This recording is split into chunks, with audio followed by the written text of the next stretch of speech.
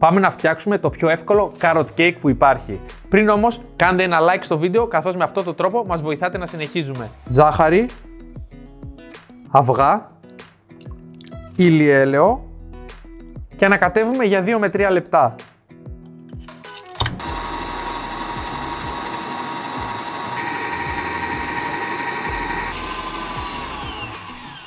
Ωραία. Αλεύρικούλα,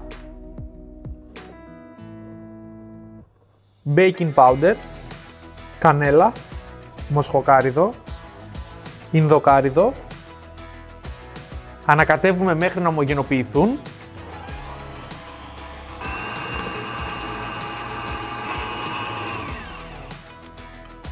Θα ρίξω τριμμένο καρότο.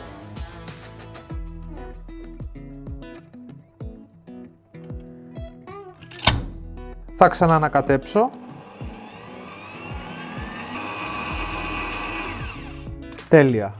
Απλώνουμε το μείγμα σε μία λαδωμένη φόρμα μακρόστενη.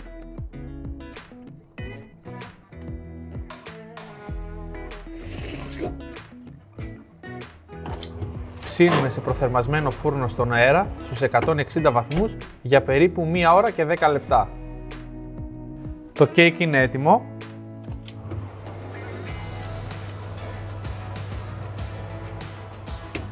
Και το αφήνουμε να κρυώσει τελείως.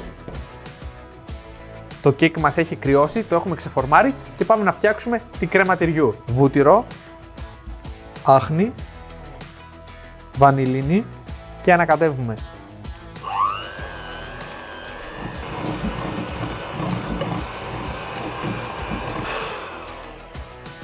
Και την κρέμα τυριού.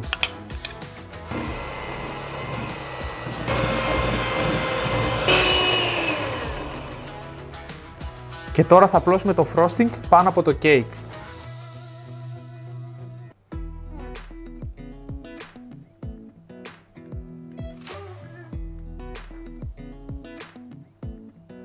Και θα γαρνίρουμε με λίγα καρύδια.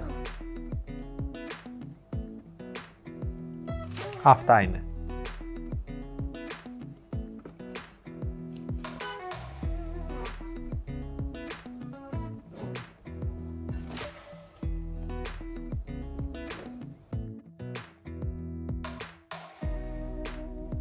Κοιτάξτε πόσο αφράτο είναι.